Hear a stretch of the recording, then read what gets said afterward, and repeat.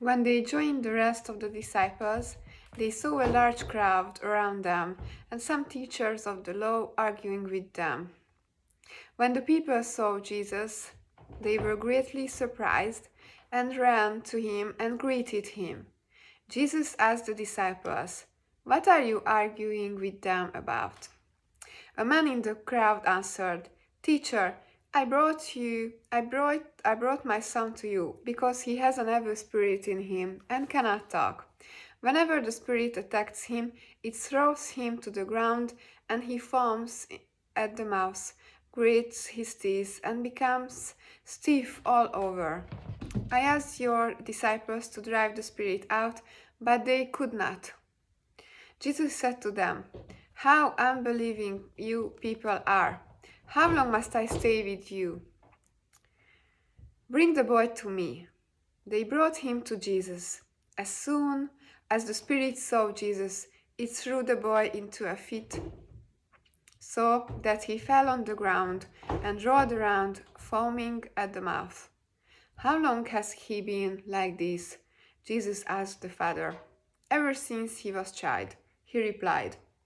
"Many times the evil spirit has tried to kill him by throwing him in the fire and into water. Have pity on us and help us, if you possibly can." "Yes," said Jesus, "if you yourself can.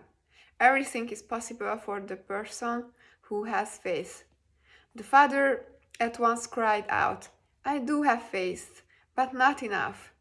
Help me have more." Jesus noticed that the crowd was closing in on them, so he gave a command to the evil spirit. "Deaf and dumb spirit," he said, "I order you to come out of the boy and never go into him again." The spirit screamed.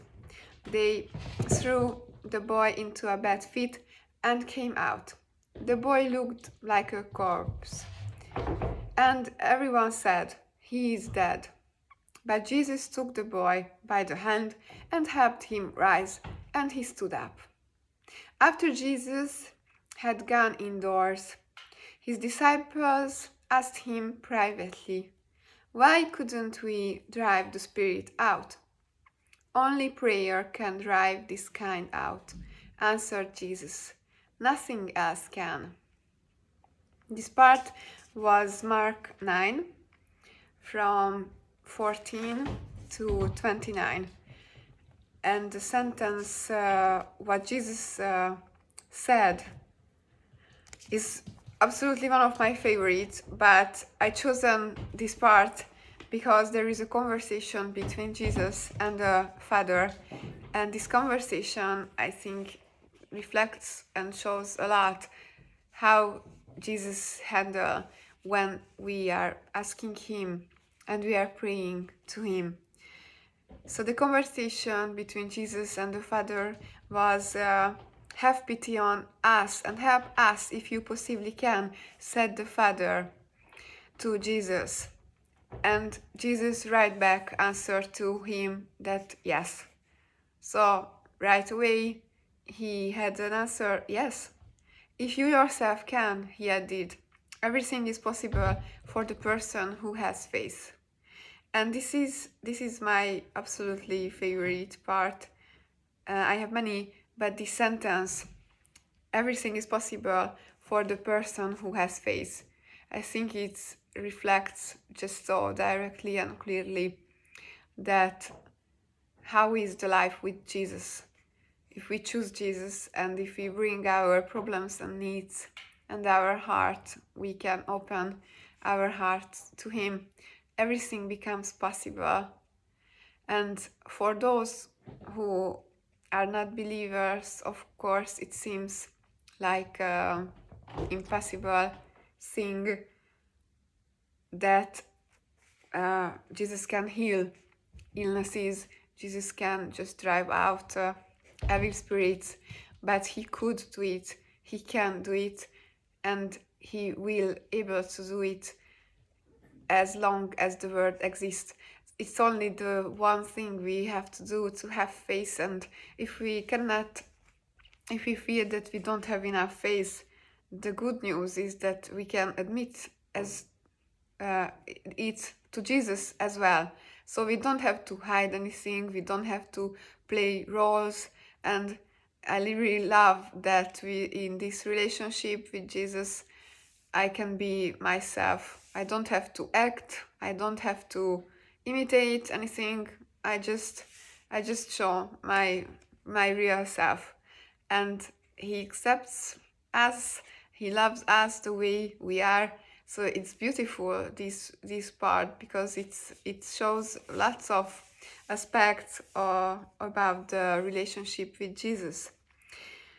And if we go to the end of this part, Jesus said, when the disciples asked why he couldn't just drive out this evil spirit, he said that only prayer can drive this kind out. And we have prayer as a weapon, of course, a good positive weapon. It serves to protect ourselves and protect people around us. But the prayer is really our strength, because through prayer we can talk to Jesus. So the importance of prayer is huge, and we have this as a tool of communication with God. I pray a lot, so every day I pray, like everywhere, on the bus, at my job, at home. And I don't remember when I had last time, the day when I didn't pray, because this is the connection what I need, and this is a great gift we received from God, so we can talk to Him anytime. My message was today that we don't have to fear show ourselves, our real selves to God, because He accepts us the way we are. He loves us the way we are. We are valuable for Him, and He loves us more than anything.